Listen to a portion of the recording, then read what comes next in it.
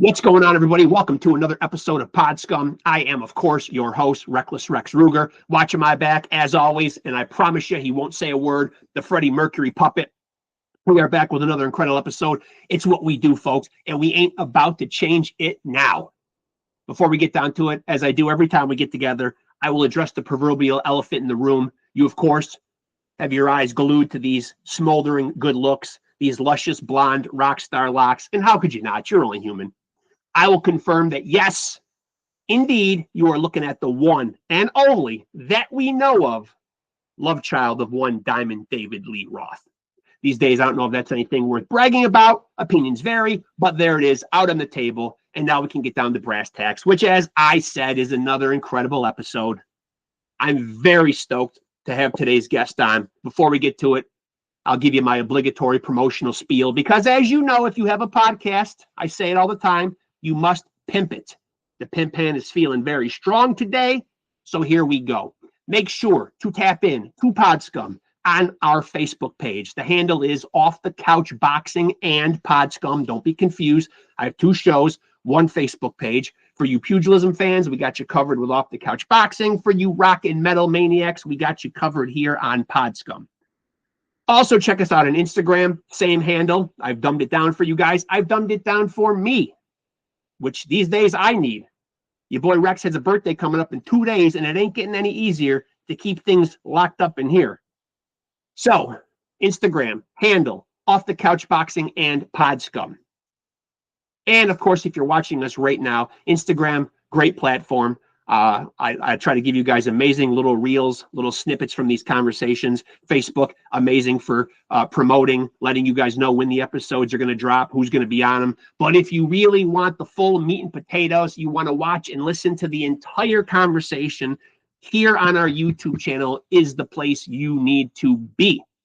So if you're here now watching, make sure to like, make sure to subscribe, and most importantly, this is a vital step in the whole process.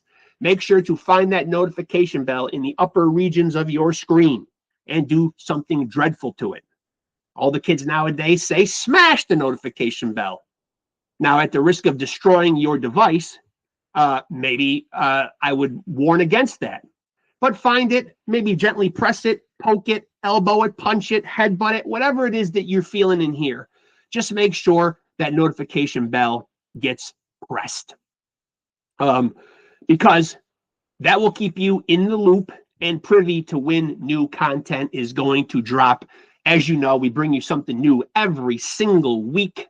Sometimes it's an episode, sometimes it's multiple episodes, depending on how fruitful our week has been, how much content we've been able to amass, how many interviews we've been able to run down. But rest assured, we are bringing you something new every single week. Now, before my guest gets in here, I would like to thank viewers, subscribers. 2025, an amazing year. Speaking in perspective of an independent podcaster, the growth was incredible. Looking back, just the viewers, the subscribers, everything just went up this year. Checking the analytics every 28 days. We were never going down. We were never even flatlining. We were always going up. Now, granted, not always leaps and bounds, sometimes a slow trickle, but steady and consistent growth. That's what we were looking at for 2025. So I thank you guys, my viewers, my subscribers. You are a dedicated, loyal army, and I love each and every blessed one of you. And of course, goes without saying, must thank the guests, because as big a treat it is for you guys to be able to feast your eyes on me, and I know it's a lot, and you're welcome, by the way. You really tune in for these incredibly talented people that I get the privilege to have conversations with. So at the end of the day, the utmost thanks goes to my guests. At the end of the day, I'm a fan. I'm blown away. Even though I'm expecting them, I'm surprised and blown away when they pop up on the screen. But hope you guys are having a great new year. We are, at the time of this recording, it is Tuesday, January 27th. So we were almost a full month into the new year. Hope everybody had a great holiday season. There wasn't a lot of new content around the holiday time. I warned you guys ahead of time that things would probably slow down a bit. I didn't want to infringe on people's holiday season, spending time with loved ones, family, friends. People don't often want to do press, media, things of this nature. As I said, there were plenty of back episodes for you guys to dig into. But now we are here. 2026 is officially here. We got one episode in the books already, and we are ramping up for another successful year. Lots of tricks up my sleeve, lots of incredible interviews that I'm trying to run down. Let me sound more confident than that. I will run them down for you guys. So expect some amazing stuff this year. I am super excited that we are off and running. And what else? Yes, as I mentioned, I do have a birthday coming up in a couple of days, but my guest is here, so I'm going to shut the hell up about my birthday, and we're just going to get down to it, man. Let's do it. I'm excited.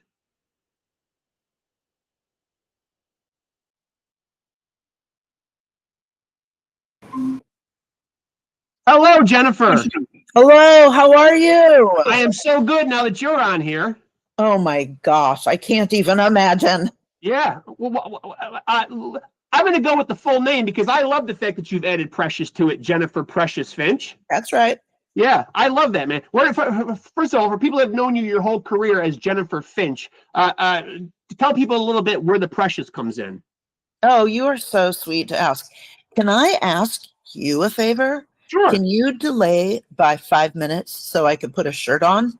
Absolutely. Of course I can. Yeah. I was already up and running. Usually when the people come on, I'm off and running. I'll stop recording. Yeah, we'll fire it up again, of course. Okay, great. I'm not going to jump off. I'm just going to be on here if you want to keep talking. I did not promise. Yeah, I did not promise the audience Jennifer Finch topless. So and I give the people what they want. So I mean, I know, right? It usually does work out like that. But let me see what I have in storage here at my house.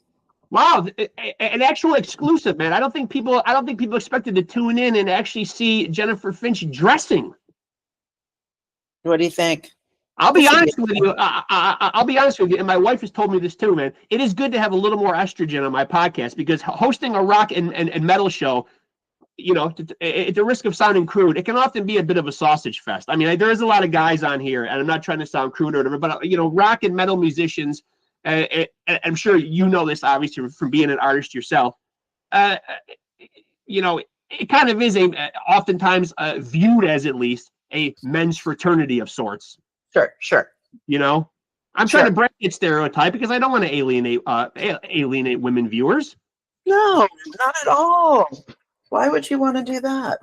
I wouldn't. I don't. Sometimes I don't know how to attract them. I do two separate shows. One is a boxing show, and the other is rock and metal. Not really going to turn out the chicks very much. I know, right? That is usually what happens. Sadly, yeah. But so since we are off and running, and we've already captured you dressing, and we're already off to a great start. Tell me a little bit about your upbringing, because when I talk to musical artists on here, oftentimes they have that same backstory where they come from households that are very musical, maybe lots of records playing in the background, musical proficient parents. Was this the case for you? No, absolutely not. No. Records playing in the house though? Nope. None. Square parents? Nope, none. No, but I mean, were your parents music fans at all? No, I played my own. I mean, when I got noise reduction, okay. When I got into music, I don't even know how to do this with my hair. Oh, I don't even know what to say. You look fine. I mean, usually my audience is used to tuning in and seeing guys in death metal bands. So yeah, that is true. I'm gonna pull it down because I think that's natural. I know, right? Oh my God, everything is terrible today. So you didn't really have parents that were like hip, cutting edge, anything like that? No, nothing like that. Yeah, I didn't either. And look at me, I turned out all right.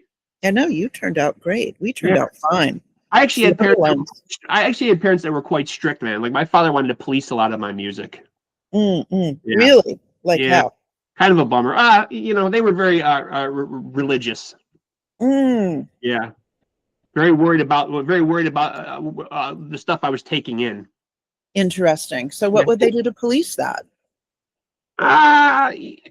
You know, they would want to find the albums that I was buying. They'd look at cover art. They'd look at lyrics. You know, if anything looked too evil, you know, just stuff of that nature. It doesn't mean that I often didn't do it behind their back. It's just, you know, they were kind of up my ass with a horseshoe a lot. But Right. So how did that take you into your final evolution into your earliest known I don't know what you call it. What do you call it? Like your earliest known, I don't know, thing.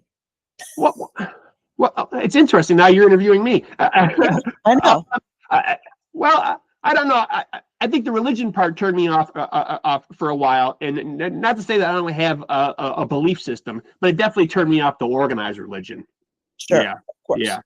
Of course. I saw my parents, for lack of a better word, they were kind of in a cult and very brainwashed.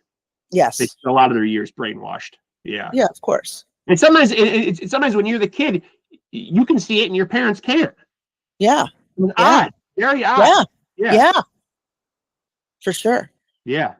And so how do you find your way? Because I've talked to a lot of bass players on here. How do you find your way, particularly to the bass? Because I've had a lot of bass players tell me that the instrument shows them. Sometimes people want to shred on the guitar, or they want to be the front person. It's not always looked at as the most glamorous of instruments. While vital to the sound of the band, some people aren't as much drawn to it because of its,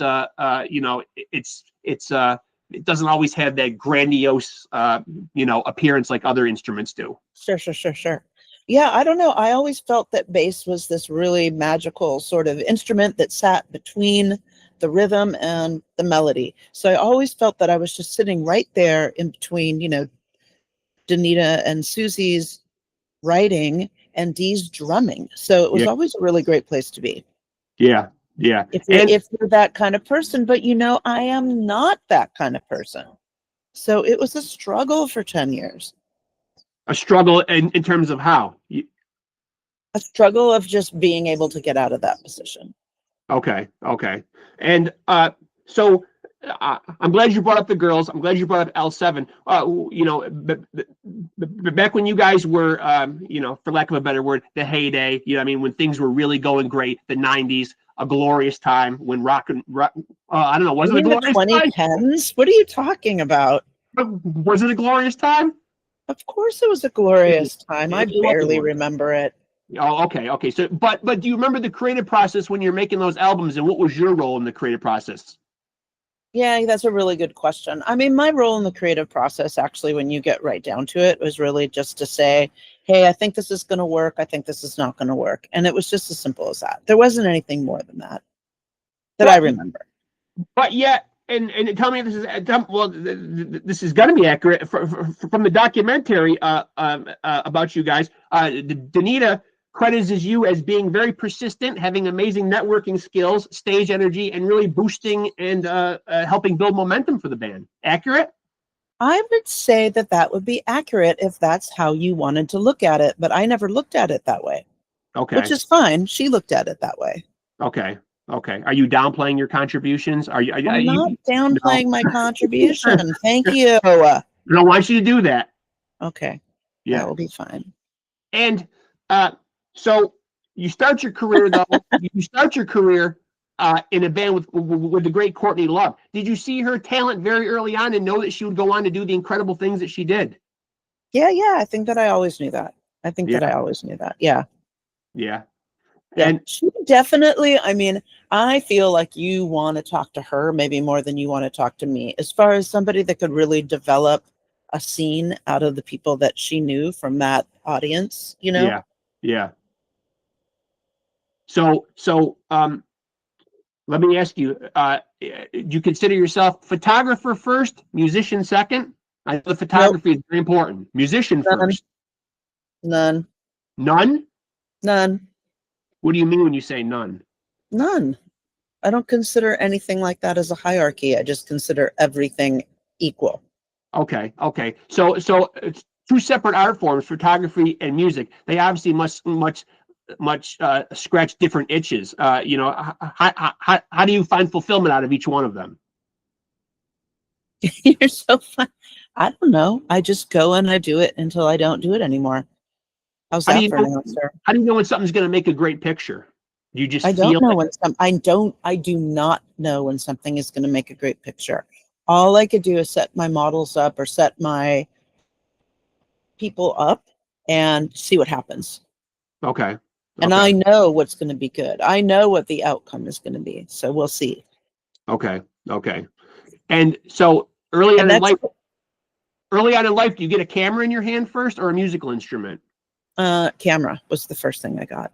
Yeah, Uh, uh, 13. I started shooting at 13. I really didn't come around till 14 or 15 to go to shows. And Okay. then I just went to every single show for the next couple years after that. And then I didn't shoot that much after that. Okay. And did Yeah. you feel like when you're going in and shooting musicians and bands at that early of an age, uh, obviously that's a lot for a kid that age. You know what I mean? You're in that club scene, you're taking pictures. Did you feel accepted? I do. Yeah. Yeah, absolutely. I don't know how to feel any other way. So I wasn't out to really do what other scene photographers were doing, which was like capturing these kids kind of in their environment. I Right. was one of those kids capturing them in their environment. Yeah. Yeah. Yeah.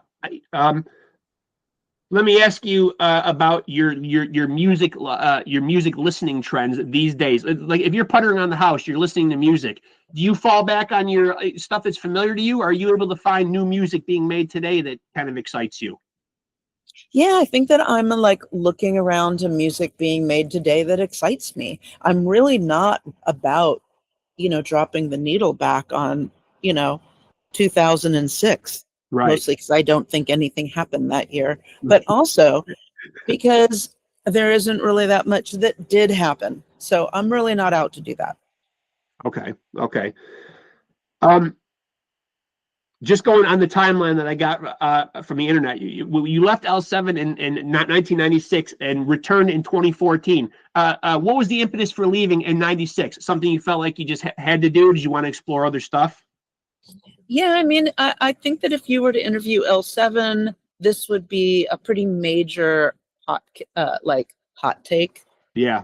because it really was like, hey, I have this idea, I have this thing, I really want to leave. I want to either go back to school, but maybe I could still be in the band. You're right. Um, you know what I mean? Like a lot of stuff was going on, and the girls were just like, we don't ever want to talk to you again. Wow. So, yeah, I didn't get a lot of one-on-one kind of I don't know, I don't want to say, like, looking back, I didn't get a lot of one-on-one, which I felt what I felt I needed, but what Right. I really got was what I didn't know I needed, which Right. was, you got to step up to this, you have to come up, you need to show us what you're going to do, you know? Right. Right. Can you just pull the camera up just a little bit? My camera? Yeah, just so I can see. There you go. There you go. I'm only seeing the bottom part of your face. That's all right. I'm trying to cut off my little hair thing right there. And so, what was the impetus for coming back in 2014? How do you come back into the fold? You are so funny to ask this, because I didn't know who was going to be doing the interview for this. And I actually wrote to Matt and said, hey, the guy that you said is going to be doing the interview for this is not actually the one doing the interview for it. And Matt was like, oh, I'm so sorry. Okay. I'm like, okay. Okay, excellent. Excellent choice.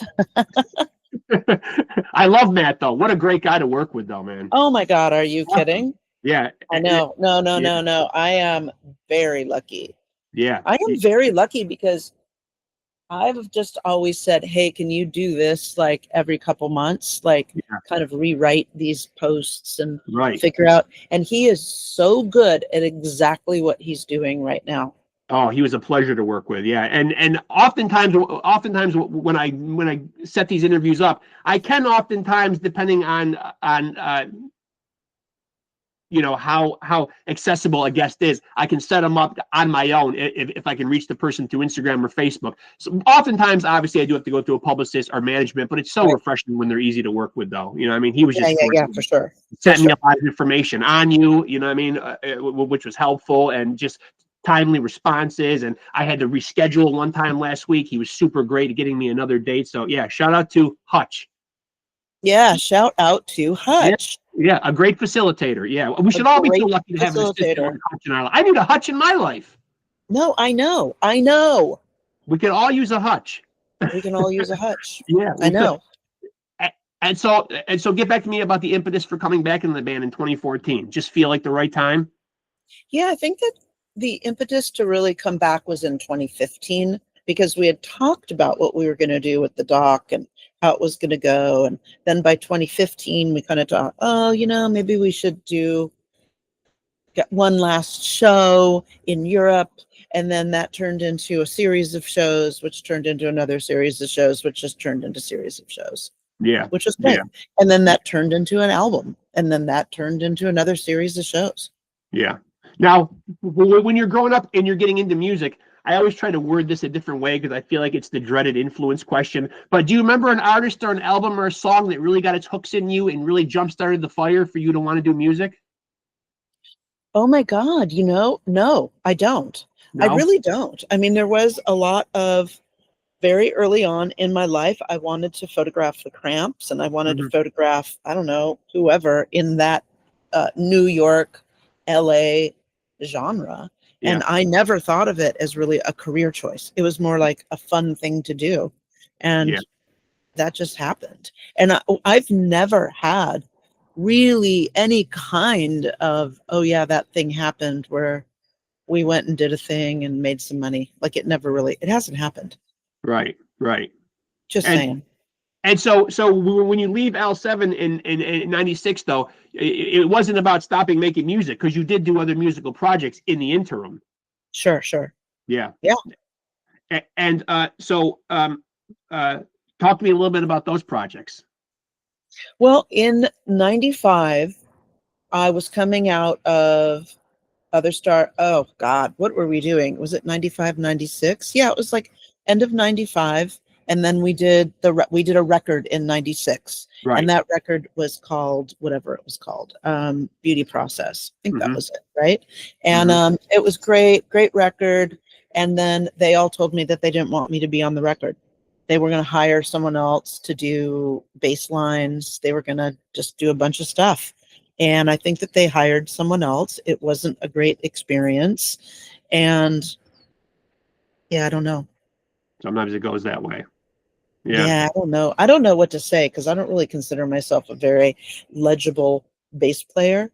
But I think that I really contributed something legible to that record. Yeah. And photography now, when Matt sent me over some information and some stuff that he thought you would be passionate about talking about, he specifically said you like to document cultural movements that go on. Now sure. What does he mean by that? And specifically, like, what cultural movements have happened that have really lit a fire for you to want to go out with the camera? Yeah, so I think that over the last 2 years, there's been really great cultural movements around feminism and around, bringing all of this stuff to like the next level of criticism, which has nothing to do with a photograph. It has more to do with, capturing moving images and stuff like that. So, I mean, that's what I've been getting into. Right. That makes sense. And so I know I asked you about your influences, but because L7 was an all-female band, were any of the early influences or did you get behind or rally around any female artists back in the day? Was there a female artist or a band or an artist that you looked at and said, yeah, those are my girls, I mean, I'm into them, or didn't have any role models like that? I would say that I did have role models like that. I just don't think that I felt that way about them. Okay. Yeah, for sure. I didn't, like, when I first met Joan Jett, I had no idea she was just on a different kind of plethora than we were, Yeah. I had no idea. And it was just on and on and on, Yeah. So Joan's a hero. Joan is a hero. No doubt. Yeah. But she's not one of mine. She's a hero, just not one of yours. Not one of mine, but she's amazing, Is there any point in time in your career that you would point at and say, right here is where I was doing my best work, or this was a creative high point for me? Yeah. I just don't know. I know that you come from a very specific genre of music that starts in a certain way and kind of moves through a certain way and then ends in a certain way. But I don't have that. I don't have that experience, if that makes sense. Yeah. Okay. Okay. So there's not really one specific part of your career like where you felt like, hey, I was really doing my best work right here. It's kind of just an amalgamation of everything. Yeah, yeah, for sure. Yeah. And I mean, other than, I don't want to dismiss L7 in any way, because that was Sure. a lot of what, you know, helped me kind of Yeah. get my feet out there. Yeah. Yeah. At any point in time, after you're at L7 or anytime while you're at L7 or post L7, is there any, is there ever any, were you ever close to rekindling or doing anything musically with Courtney ever again? I think that there were a couple times where we talked about doing some stuff, but we never just really got around to it. She's like very difficult to work with. I think you know Okay. that, right? Okay. Yeah, I think you know that. And you know, Kat always pointed out how difficult it was, but I never really believed Kat through the Yeah. beginning. And Yeah. then kind of into it, I kind of started to see where that was and how it, you know, how it goes in and out. Yeah. You are, of course, talking about the legendary Cat from Babes in Toyland. Yeah, absolutely. The kids keeping score at home that might not know who we're talking about, but Yeah, absolutely. I'm really sorry. Yeah, I'm Yeah. really sorry I brought that up kind of late into this. No, they should know. You got to give them a history lesson once in a while. I'm Gotta give 53 them a years old. history Sometimes you got to lesson. school. You got to school these youngsters. Sometimes they don't know. Yeah, they don't know. And you know, in this band, which is called Babes in Toyland, by the time, no, it wasn't called Babes in Toyland. It was called, what was it called by the time I was leaving? Whatever. I was leaving, and they brought a woman in. Oh no, Eli got taken away because he was barking too much. Who's your dog? Yeah. Who comes and takes your dog away? Jack walks in and grabs him and then takes him back in the other room. I don't know what to say. I think the poor dog might have been enjoying himself. No, I know. You know? I know. He just didn't have a way to look at it. But this woman, Janice Tanaka, who replaced me in that band, ended up replacing me in oh my God. Oh! I'm not going to talk anymore. You know what I'm taking. Retell my story. I do. Now, I know you made mention that you don't remember a lot of the 90s. Hell, I don't remember a lot of the 90s, and certainly not much of the 80s. But that's a whole different story. But in the 90s, though, so much great music was made. It really was a magical time. You know, what sticks out for you amongst other bands that you got to play alongside of, work alongside of, tour alongside of? I mean, we saw some amazing. I mean, we saw people like Kurt Cobain and Lane Staley. Unfortunately, we've lost a lot of those people as well. I know, it was really interesting because when people have asked me this question in the past, my mind kind of immediately goes to people that kind of went on to do really great stuff. And I know that a lot of those people aren't necessarily in your, hold on, we have somebody here. Can you hear that our door? Yeah, I can. Yes. Yeah. Isn't that crazy? Yeah. Hold on one moment. Yeah, go ahead. Yeah. We are, of course, talking with, there she is. I was going to say we are talking with Jennifer Finch, but you weren't even going long enough for me to say that. Yeah. I know. No, I know.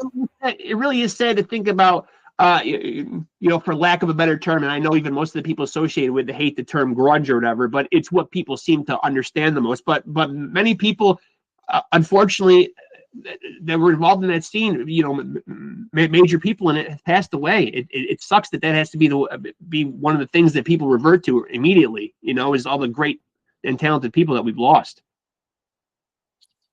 Well, we did lose at least 4 great and talented people. Yeah. Who are those people beating you? They are really big names on that genre, so it's you know, it kind of deadpans the genre a little bit, I feel like. It does. Yeah, it does. What are you going to do? There's nothing you can do. Who are the 4 specifically that came to mind for you? Who obviously, you know, obviously you had 4 names in mind because you just said immediately the number 4. Right. So I usually can do about half, and you know the half that I can do. So the other half are just in there. But, you know, people that we did not lose, anyone in Pearl Jam. We didn't lose anyone in Pearl Jam. Right. You know, who else did we not lose people in? But people often don't want to talk about Pearl Jam. I know. Why is that, you think? because they didn't lose enough people. If they lost more people, they would have been talked about. So people seem to like the tragedy. There's almost more of an interest swirling around people posthumously. I think you said it, not Yeah. me. You know, Yeah. I mean, that's always kind of been the way It seems a bit morbid, but there seems to be like a mystique once people pass away, and you always see like record sales swell after somebody passes away, and for sure. kind of a morbid thing, I mean, or whatever. But that's kind of weird. So when you look back at the '90s and you put it under a microscope, I mean, so many talented people. Is there one or two that you specifically remember having the chance to play with, or really being in awe of that really stuck out to you?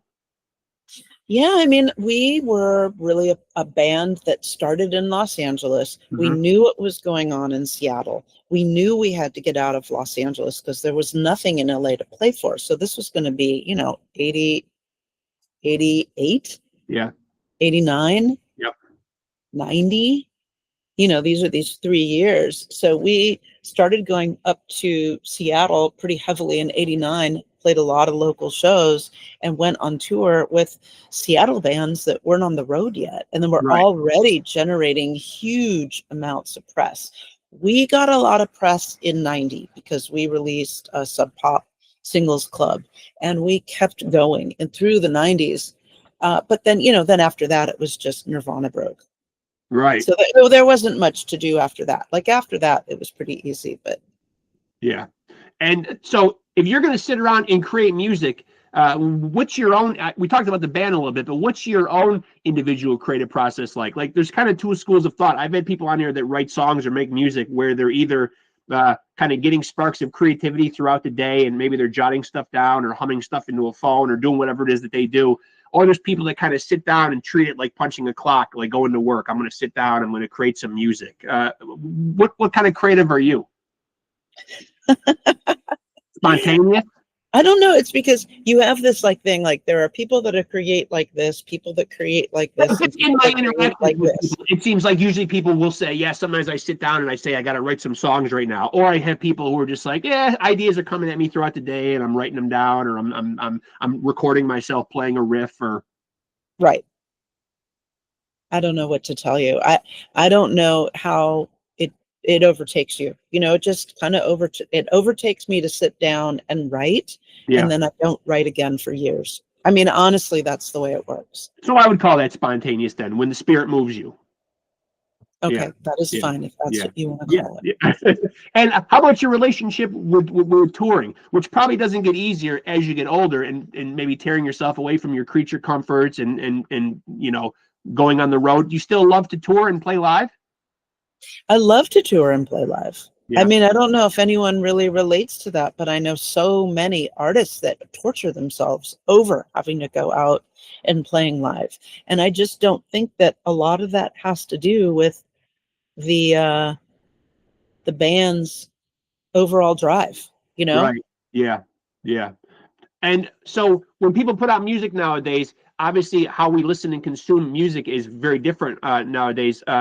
Does an LP still make sense? And today we're seeing people going back to singles and putting out smaller projects. Maybe this lends itself to the dwindling attention spans that people talk about, or people aren't just putting albums on and listening to them from start to finish the way they used to. Do you like where the music industry is right now with streaming and the physical product kind of being, an afterthought?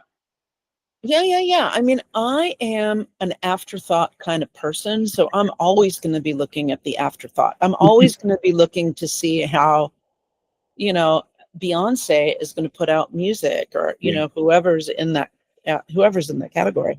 But yeah, I don't know.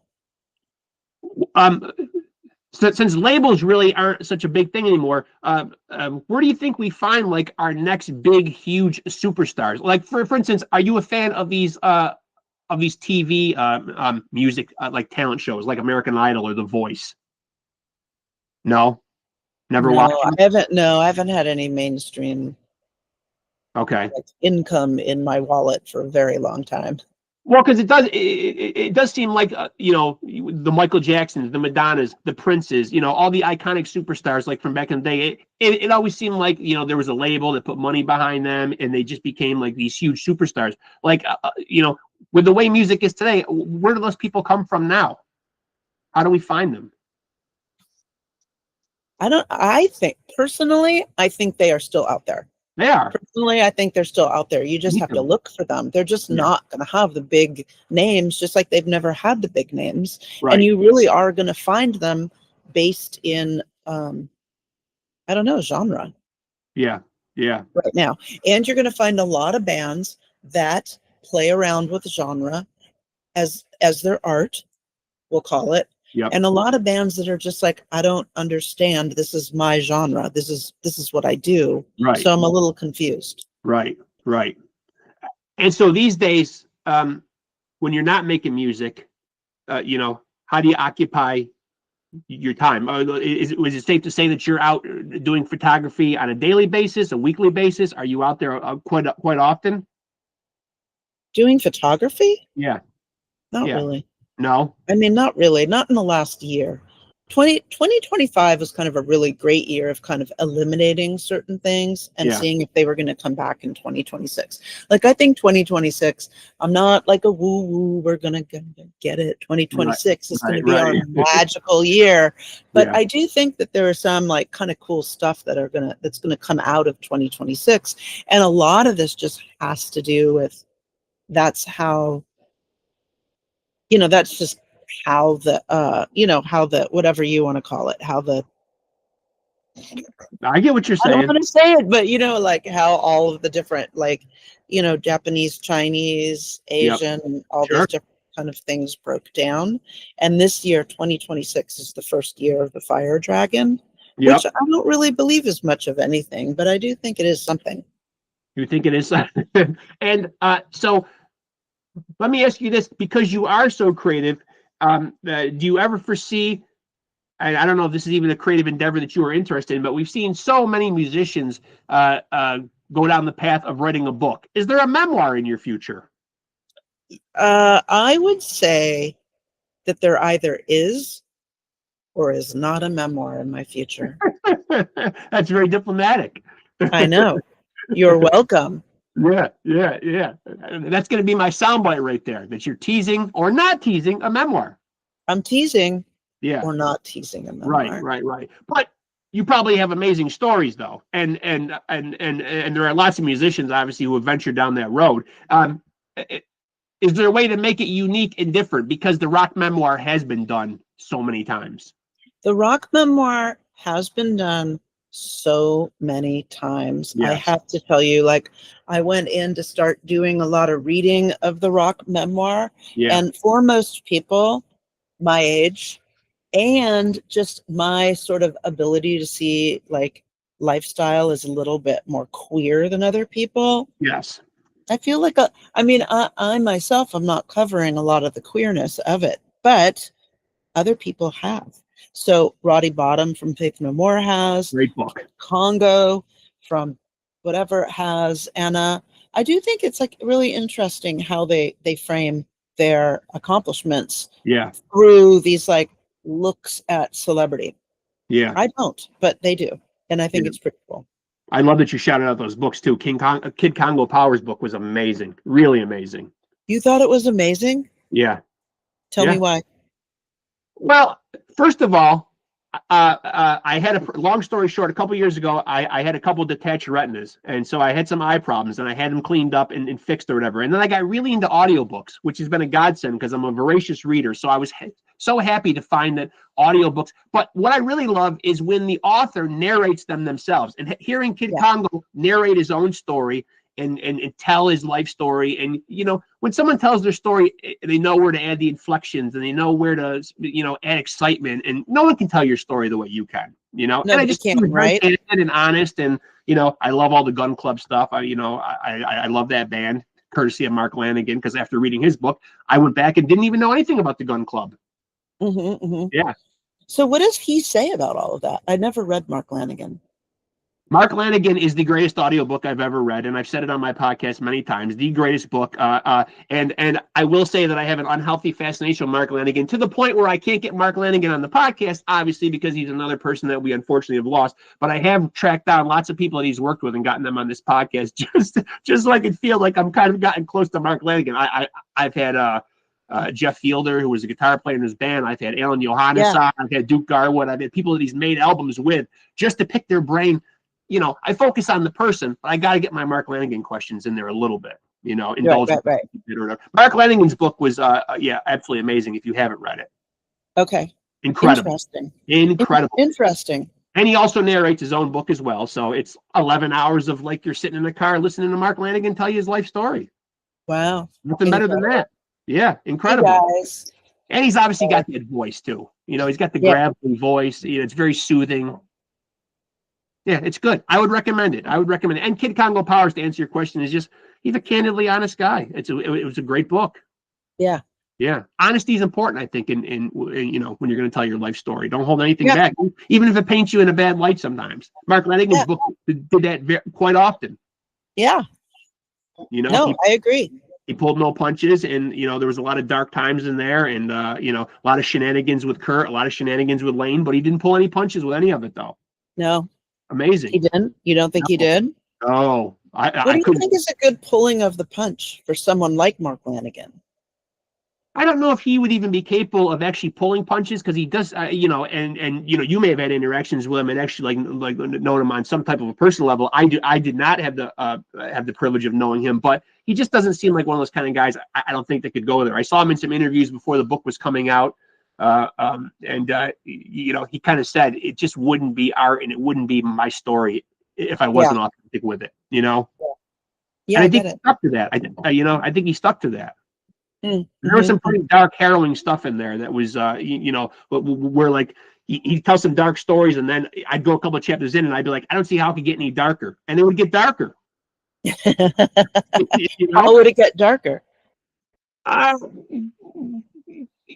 Well, you know, obviously he didn't pull any punches when it came to drug use and like just the things he would put himself through when he was on tour in other countries. I mean, trying to track down drugs in very dangerous sections of countries that he was, you know, not very familiar with, and going out on these ventures very late at night and or early in the morning, and you know, in some very, you know, seedy neighborhoods, and I mean, extremely dark stuff. I mean, and you know, it's a book I've recommended to a lot of people. Yeah. I like memoirs like that. I mean, if you're going to write your story, I mean, you got to be honest. I know, right? You do. I don't think that many people are. I think that's the mark of a good memoir. And I think a lot of rock memoirs are obviously the sex, drugs, rock and roll. Everybody wants to hear like tales of debauchery and, you know, all this stuff that rock stars go through as if we're living vicariously through them. But I didn't feel that with Mark's book, though. Right. You know? Yeah. It is true. Did you have the opportunity to know Mark on any kind of level? You know, a little, very slightly. Just played with him at shows, said hi. Yeah. You know, nothing beyond the show. But Seemed like a hard guy to really get close to, though. You know. Yeah, but I mean, he's also like, he's also like kind of out there guy too. Yeah, out there. You know? That's probably pretty safe to say. I got that from his book too, and from the people that I've interviewed on here too. I mean, I think somewhat introverted until you could peel back a few layers. Right. You know, I mean, you know, I knew him all through the 80s. Right. And then by the 90s, I just kind of ended up failing to notice him, really. Yeah. I mean, that was kind of how it went down. Yeah. It's kind of a shame. It's kind of a shame because I think out of the Seattle bands, you know, that we think of, it's a shame that Screaming Trees didn't really achieve the notoriety that some of those other bands did. But when you read Mark's book, you kind of understand why, and he really pulls no punches and kind of pointing the ugly end of the stick at himself and blaming himself a bit for that as well. Right. You know, I mean, I think they could have been bigger, but a lot of it was, kind of self-imploding from the inside. Exactly. You know, which is unfortunate, but yeah. And so before I let you out of here, because I want to stick to our time limit, if people want to find out what you're doing, what you're into, check out your photography, anything that you're doing. I know people are on social media somewhere. Where's the best place to tap in with you? I'm sorry? Where's the best place to tap in with you and keep tabs on what you're doing? Yeah, I think you can go to do a search and do Jennifer Finch Substack. Yeah. Substack is like I don't know, it's like a MailChimp kind of program. Yeah. And you can sign up to it and I can put you on the list. Okay. Only go with free. They really want you to sign up for the paid subscription. Of course. And many people have. It's been lovely, but I mean, I'm just not there for that. So we'll see what happens. Yeah. And so what do you have in store for 2026? What does L7 have in store? Any shows, any playing out, any new music in the works? I'm sure Yeah, fans would like to know that. L7 will be doing 3 shows Okay. with oh my God, Emil and the Sniffers, and then a show in July in Berlin with Okay. Joan Jett. Okay. It And was just announced a day ago. and now, if I'm not mistaken, the last time we got new music, proper new music from you guys was 2019. Do you guys anticipate or see yourselves writing and recording new music? I don't, but maybe they do. I don't know. Okay. Okay. So that means that you would or wouldn't be a part of it. I would or would not be a part of it. Like the No, memoir I'm just kidding. I'm just kidding. I'm just kidding. Well, You guys listen, okay? Okay. listen, I can't get beat up in the comment sections because if I don't ask that, then I get beat up in the comment section because people will No, say, I know. why didn't you ask her if they were ever going to make new music? I know, right? And I'm the heel. I'm the bad guy on my own show.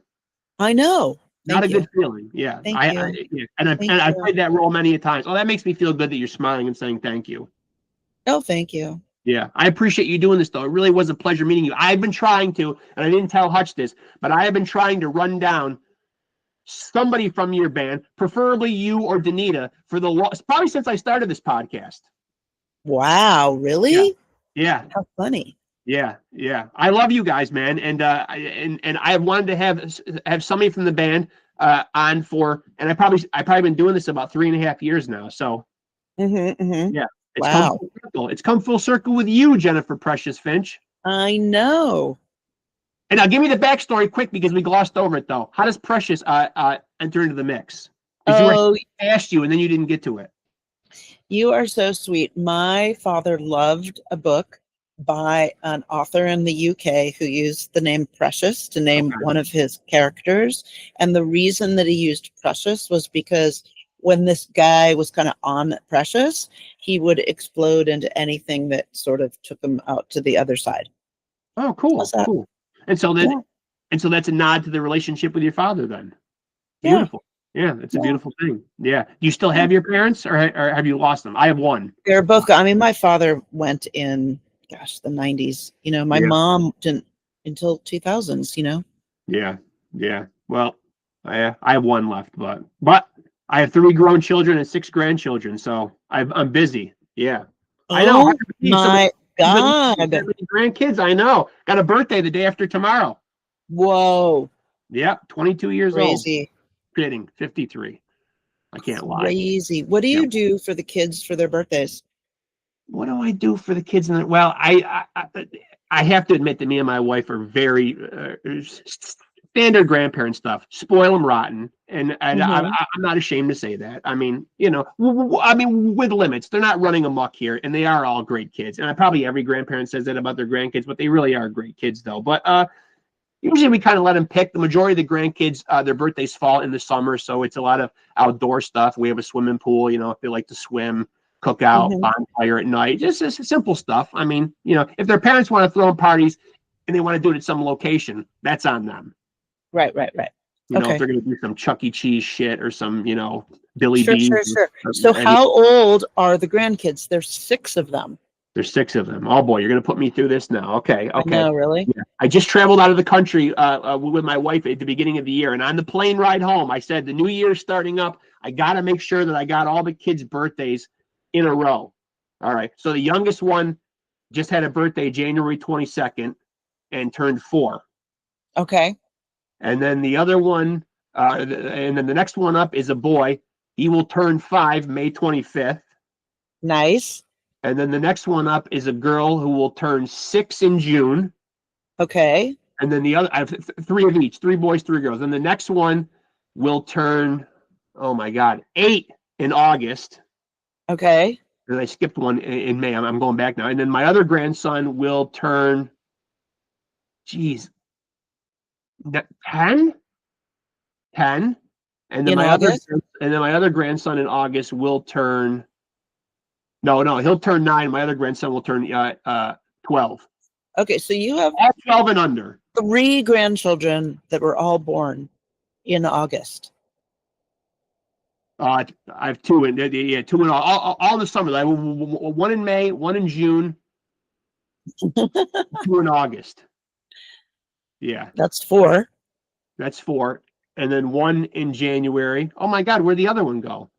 January, May, June. What am I forgetting, Jennifer? Help me. No. I know it's a hard one because you don't want all 3 to be born in August. Oh, I'm sorry. Yeah. Granddaughter in January. Okay. Grandson. 2 grandsons in May. 2. Okay. Yeah. 2 grandsons in May. Granddaughter in June. 2 more in August. Yeah.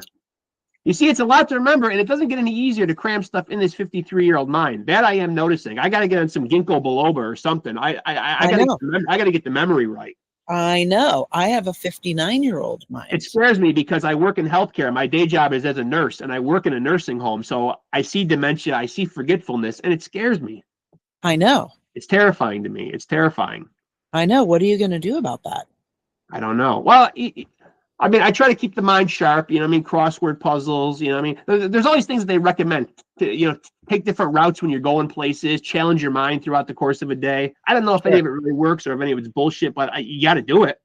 Right. I don't know how much it's going to keep me sharp or whatever, but I mean, I like to think that working in healthcare has got to have me, if there is an afterlife, I got to have a one-way ticket punched, to be in the good graces somewhere. I feel like. I give so much of myself at the job. It is draining. Healthcare is draining. And it's not a great time to be in healthcare post-COVID. Yeah. It's very difficult. There's short-staffed. Nobody wants to get into healthcare anymore. People are turning and almost running from it. Where I used to run into friends of mine, and their kids were always getting into nursing. Hey, what are your kids up to? Oh, so-and-so's getting into nursing, People aren't like that no more. I think COVID scared off a lot of people. Right. People just don't want so anything. You are 53 right now. Yeah, about to be. Yep. I'm a nurse. So My wife's like 46 during COVID, right? Yeah. Spent 3 years with a mask as part of my uniform. Awful. Yeah. Yeah. I'm a nurse. I'm a nurse. My wife's a nurse. My 2 daughters are nurses. My daughter-in-law, married to my son, is a nurse. We got a lot of nurses in the family. Actually, my oldest daughter, is about to be a nurse practitioner in May. She's about to graduate. So. Wow. Kind of a doctor in the family. Kind of like a doctor in the family. Yeah. I'm calling you for my whenever I need to go get any kind of whatever. That's what I told her. Get the little prescription pad ready. Right. Exactly. Exactly. Got a lot of aches and pains and ailments coming down the road. It's inevitable. I know. I'm starting to feel it too. I really am. I'm starting to feel my age, and that's kind of depressing too. No. I just You're feel starting to feel it at 53. Yeah, I kind of am. I mean, I have a job where I'm on my feet all day. I'm not trying to, I'm not trying to, boo-hoo, give you a sob story here, but yeah, I'm getting aches and pains, for lack of a better. Yeah, I don't know what I'm going to do when I get to be. I don't know the people I take care of. I shudder to think when I get to be their age. If I get to be their age. Yeah, it's scary. It's scary. I get it. Oh, we're all headed there, though, right? I guess so. I hope so. Anyway, I hope so. I mean, obviously, we talked about like losing a lot of people young. I mean, you never like to think about that. I mean, especially when you're a parent and a grandparent. I shudder to think. I mean, any of them going before me. Jesus. Yeah, for sure. Right. Cool. Well, here we are. Sure. Yeah, it really has. This was a lot of fun, man. I'm glad you did this, man. And as I said, I don't get a lot of female guests, man. So I hope I was hospitable enough. Oh yeah, you were hospitable enough. I watched some of your older content, and I was just like, "How are we going to do this? How are we going to do this?" So you've watched me do my shameless. So you've watched me do my shameless promotion of being Diamond David Lee Ross love child. Yes, I liked that. I don't know if that's necessarily these days, though. I did go see him live at the local casino here, and I don't know if that's anything worth bragging about anymore. No, I don't think it is. I think you kind of need to move it up by 10 years. Yeah, yeah. Or I got to get myself some different hair. No, you could use the same hair.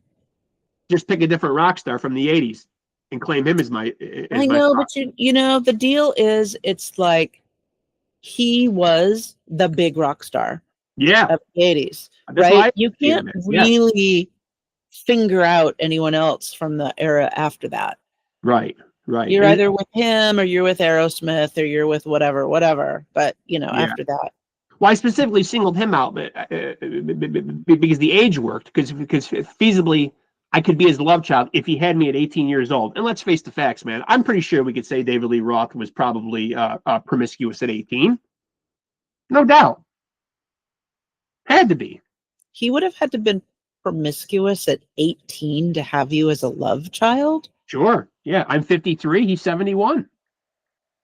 Fuck. Yeah. Yeah. Yeah.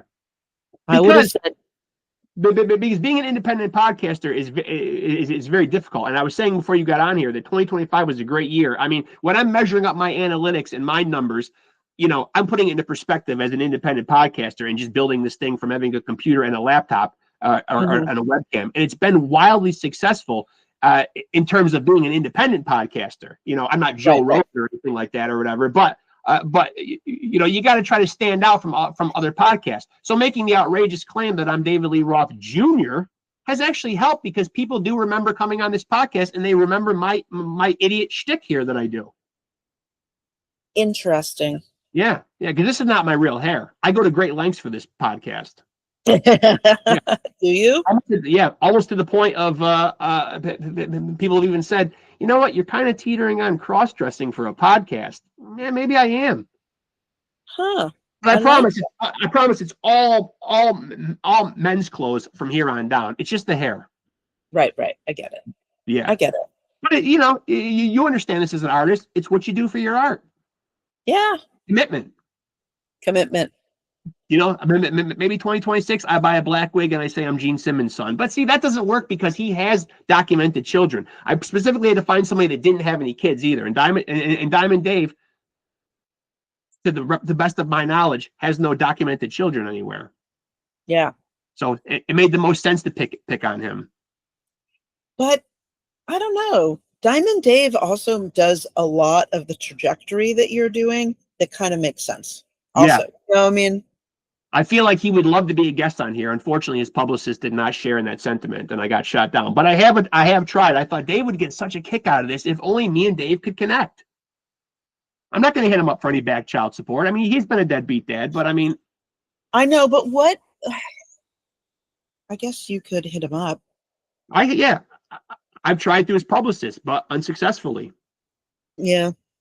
He just doesn't want to do it. I understand him. He's punched his own ticket, man. He's not going to do my little rinky-dink podcast. I mean, is it a rinky-dink podcast? Well, it probably to him, it probably is. Yeah.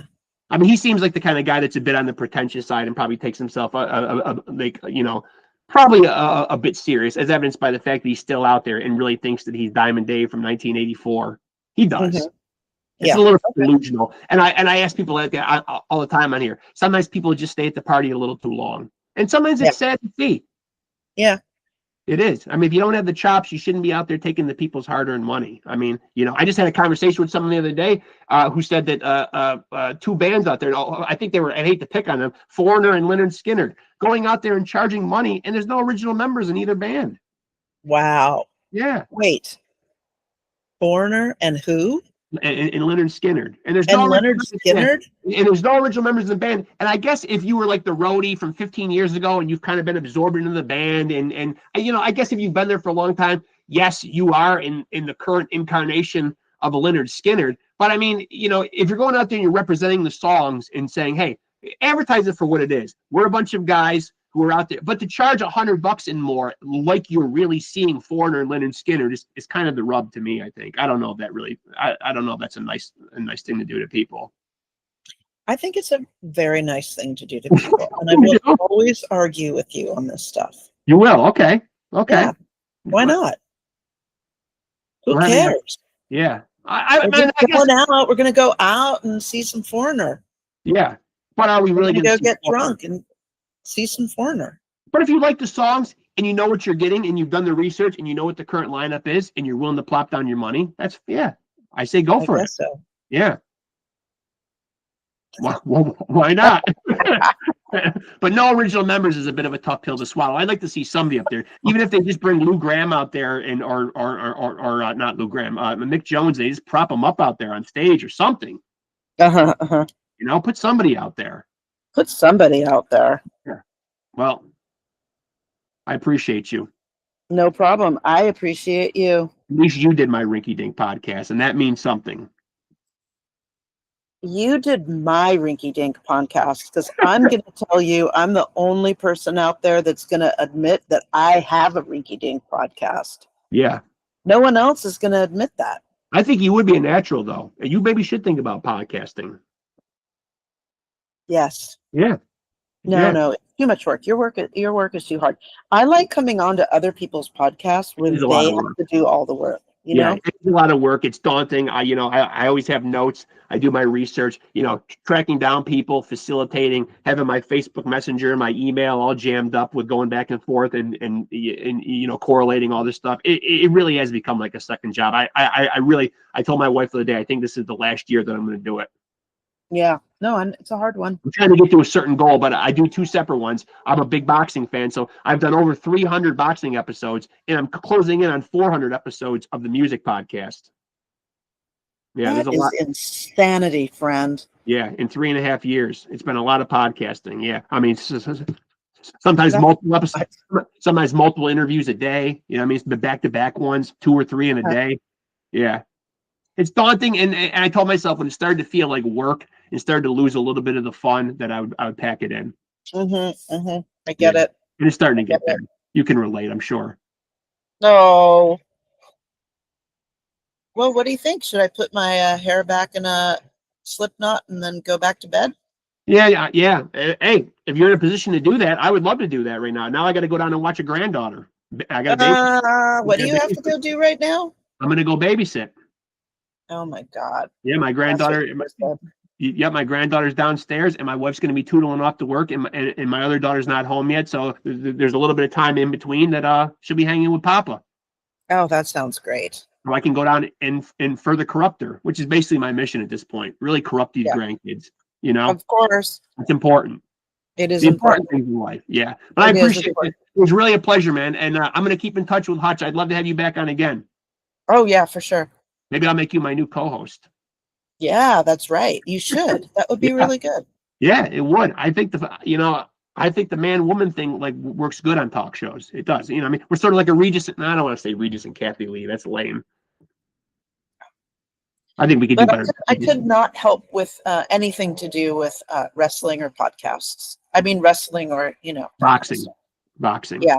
Yeah, you could probably pull in some good guests, though. I mean, you must have some inroads to some interesting people. I would think. Maybe. Yeah. And I must confess before I let you out of here that if it were previous to 1998, with all due respect to my wife, I would have proposed marriage had our paths crossed. With your wife? No, with you. With me? Yeah. No, you would not have. Yeah. I would have tried. You got to take your shot. I guess if you think you have to try, then I suppose you could kind of come up with something. Well, we're basically saying that, in the 90s, you were one of those, for lack of a better word, musical crushes. Yeah. Yeah. Yeah. I mean, there were a few, but. Okay. Yeah. But believe me, you were always in the rotation of top 3. If that makes sense. Who else was in the top 3? Who else would have been in the top 3? For a while I had a little thing for Natalie Merchant. Okay. I hope that's not insultive to be in her company. No. Had a little thing for the late great Kristen Pfaff too. Maybe it's female bass players. Maybe that's my thing. I don't know who these people are. Yes, you do. No, I don't. No, I don't. Give me another one. Oh, let's see. Maybe who's the one that I really Had a little thing for a little while for Jewel. Okay, Jewel. Yeah. I think I know who that is. I think you might know who the other two are too. Who are the other two? I said Kristen Pfaff. I don't know who that is. Oh, come on. Now you're I don't jerking know my who that chain. is. I don't know who that is. Are you really being serious? I'm being serious. Well, she was the bass player for Hole. Oh, that Kristen. She passed away. Am I not saying her last name right? I thought I the don't P was know. silent. And Mark Yeah, I Lanigan's don't know. book, and Mark Lanigan's book, and by the way, he was trying to hone in on my action too, according to his book. Yeah, how dare he? How So dare maybe he? she would win, so maybe she would have went for Marks, because that's actually my actual name. Okay, so maybe she was a win for Marks. Yeah, Is that your real name? yeah, Got it. yeah. So maybe I would have stood a chance. I doubt it, but You never know. you never know. No. You Did you never guys play?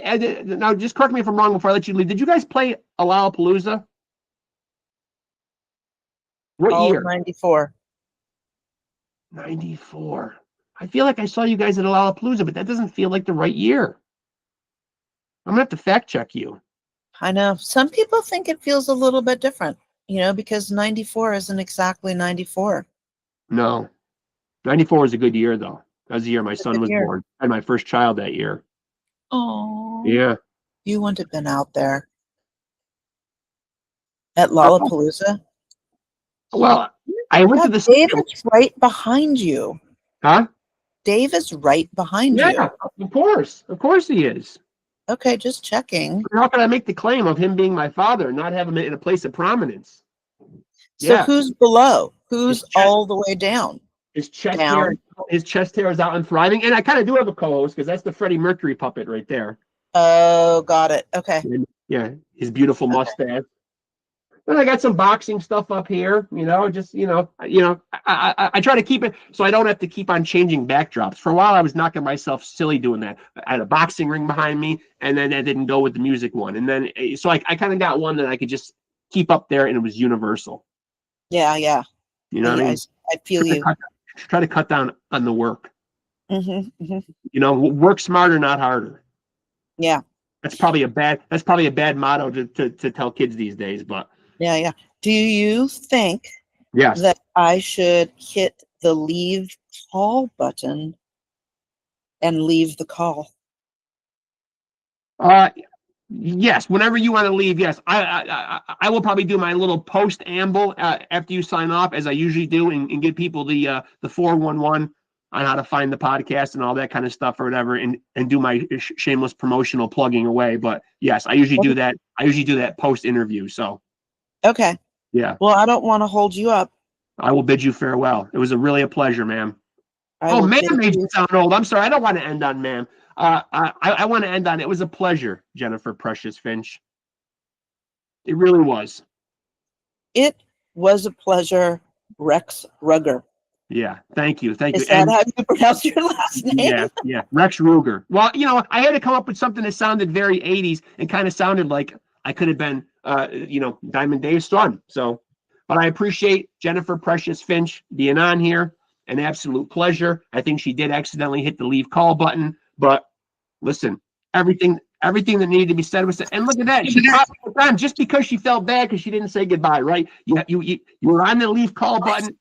I literally had my thing over the leave call button. I said that as soon as you just leave the call. I said, well, you know what? It's not the first time that I've been dropped that abruptly by a woman, but Okay. Yeah. Well, I am going to say goodbye. I did have a really great time. Thank you so much. Oh, my pleasure. I appreciate you. And now you can officially hit the leave call button.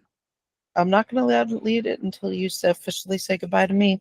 You're not going to leave until I officially say goodbye to you. So what you're saying is that if I just continue to just drone on and on and on and on and on for another hour, that this thing could go, she left. She did me good right there, man. Jennifer Precious Finch.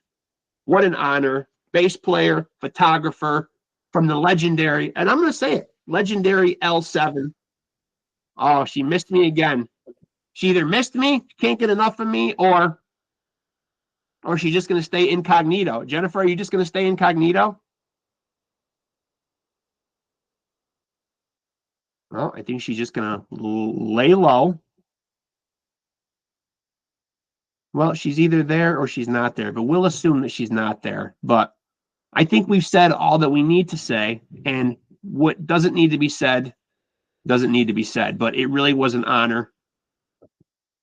Really appreciate her coming on. That is the great Jennifer Precious Finch. Again, you can check in with her on all of her internet sites. She does photography. She, of course, thumps the bass for the great L7. And very, very interesting woman. And you can also check out a great documentary on L7. It is out there. I think it's called Pretend We're Dead. Don't quote me on that. And I should have that in my notes. And shame, shame, shame on me for not. But all great documentaries out there on L7. A phenomenal band. And it was really a pleasure spending all that time with Jennifer Precious Finch. I'm always going to interject the Precious. Listen, I'm a sucker for a great heartwarming story. The attachment to her father. I love that, man. I mean, that's just beautiful, man. They interject that into her name and an homage, if you will, to her father. So I enjoyed the hell out of that conversation, and I'm super happy that I got the chance to run down Jennifer Finch. And shout out to her assistant, Hutch, for facilitating it, setting it all up. Much gratitude to him as well. So that's it. Another episode in the books. Let me run it down for you one more time, give you the 411. You can tap in with us on Facebook at Off the Couch Boxing and PodScum. You can also check in with us on that same handle on Instagram, Off the Couch Boxing and PodScum. And be here on this channel if you really want the full meat and potatoes. Like, subscribe, smash that notification bell. I think Jennifer wants back in. This is unprecedented. What can I say? As you know, that animal magnetism that comes with being the son of a rock star. Listen, they block all the. It draws the women like flies, doesn't it? Go ahead, Jennifer. You can say it. You can say it. Even being the son, the offspring of a rock star. I get it. I get it. I might not have the beating chest hair like Pops up there, but I could not believe it because I literally was sitting on there judging to hit the turn-off button and then turn around to come back on, and all of a sudden I realized my computer was out of battery. Oh, that's okay. That's okay. I appreciate you coming back on and saying a proper goodbye, though. That means a lot, really. It does. Yeah, okay. Yeah. I really appreciate that. That's very nice of you to do. And yeah, because I was in the throes of signing off, doing my little outro, if you will, and then there you were. You popped back in again. And I was like, see, this is the curse right here. This is the curse of being the son of a legendary rock star. That the animal magnetism. The chicks just can't get enough. The chicks cannot get enough. And that's I'm chicks. just saying. And that's chick spelled 80s style. CHIXX. Oh, that is true. For real, am really gonna get off. Oh, I've heard that before, Jennifer. Sure. I know. Sure. So I love you. Thank you so much for having me. I really appreciate it. You're welcome. And goodbye. I bid you adieu. Thank you. All right, goodbye. And there she goes, folks. Came back to say a proper goodbye. I think she missed me just a little bit. Might have been falling for you, boy, Rexx. I don't know. You never know. But anyway, tap in with us here on this channel, Off the Couch Boxing and PodScum. Like, subscribe, smash that notification bell to stay tapped in. We want you here. We need you here. We love you here. So until we get together and we do this thing again, this is your boy, Reckless Rexx, reminding you to take it easy and keep it sleazy.